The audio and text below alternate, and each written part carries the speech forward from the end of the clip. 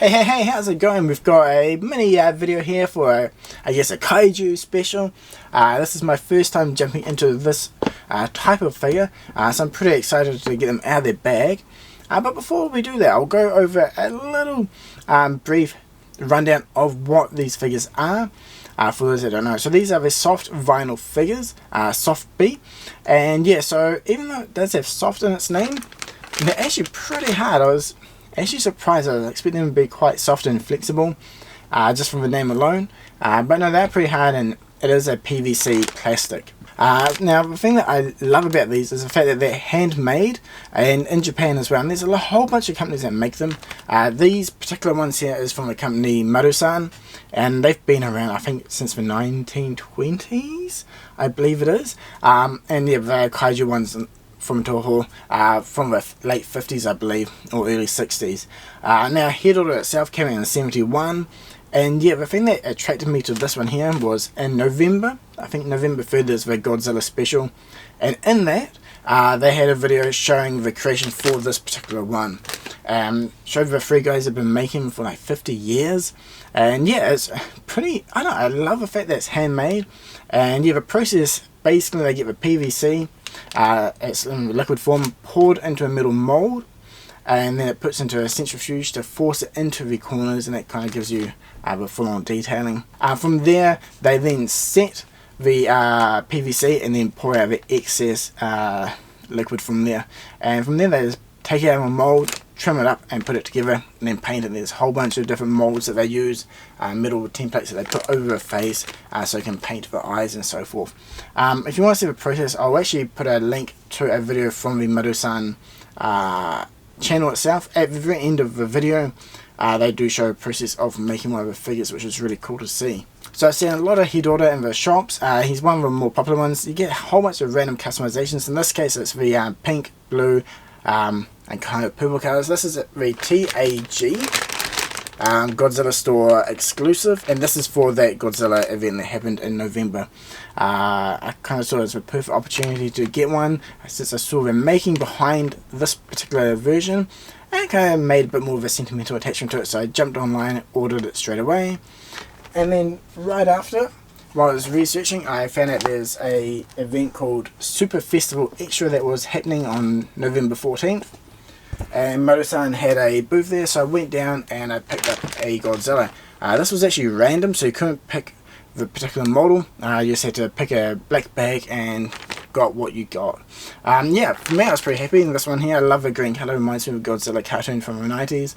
And it's hard to see on camera, but this one actually glows in the dark as well, which is really cool. And along with him, I thought, well, can't have Godzilla without a Tokyo Tower, so I picked up their Tokyo Tower mold as well. So yeah, that's basically a quick rundown of SOFUBI figures, but for now, let's take them out of the bag so we can check out what type of articulation they have and get a closer look at the detailing. For these figures, a lot of people do like to keep them in their bag in terms of, I guess, collecting purposes. Others, yeah, they just take them right out. I'm in the latter category. I want to take them out, but I will keep the cardboard as tidy as I can, so I do have a staple remover here.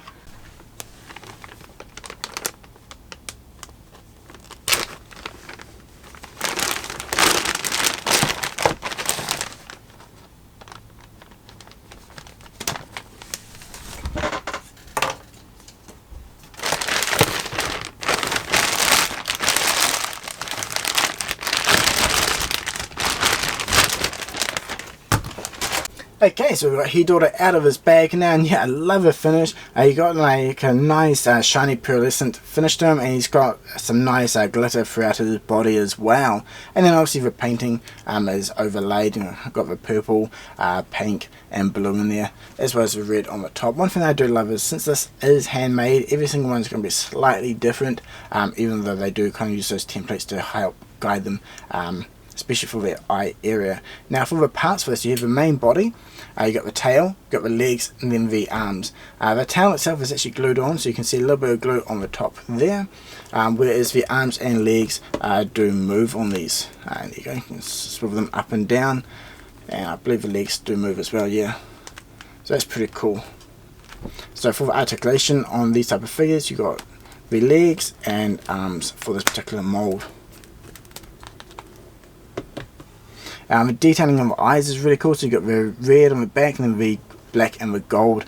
Yeah, I'm happy, it's awesome. It's definitely going to be one of the highlights of my kaiju collection.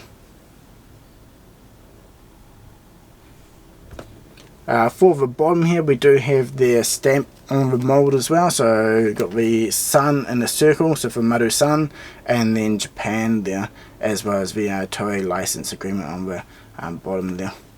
So yeah, that looks really cool. Let's put them to the side and get Godzilla out.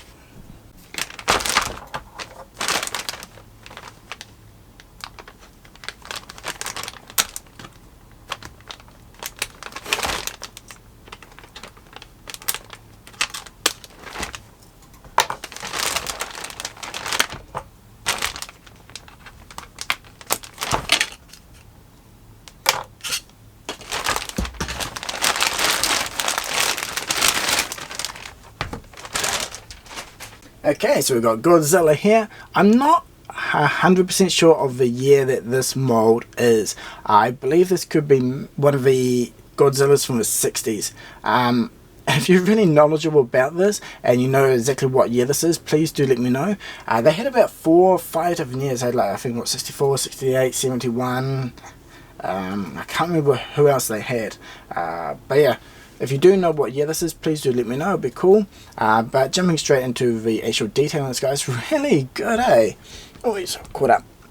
So you got the full-on lines down through his legs. On the chest, you got the whole dimples running down the middle section, as well as underneath his chin and around his head.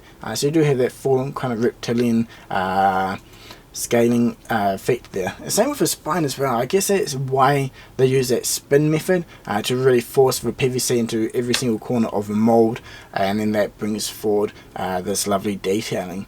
I'm actually really surprised. I mean, I've seen these in the shop before, but I haven't, you know, been able to touch them or get really close to them. The amount of detailing you do get is actually really nice. Yeah, I love the retro look for them. Don't want to say it's the start of a new addiction of wanting to collect more, but I might have to try and hunt down a glow-in-the-dark Hedorah to go with him. At the event I was at, they did have a 100% glow-in-the-dark version Hedorah, which I think would have been pretty badass. So they might be next on my list in the future. But yeah, hope you enjoyed the video. Oh, almost forgot. Here goes Tokyo Tower to go with him. This is pretty cool as well. It's hollow in the center. They had a whole bunch of colours for this as well, but I went with the kind of traditional reddy orange colour for Tokyo Town. I thought they'll match these guys pretty well. So yeah, if you enjoyed this video, please do like and subscribe.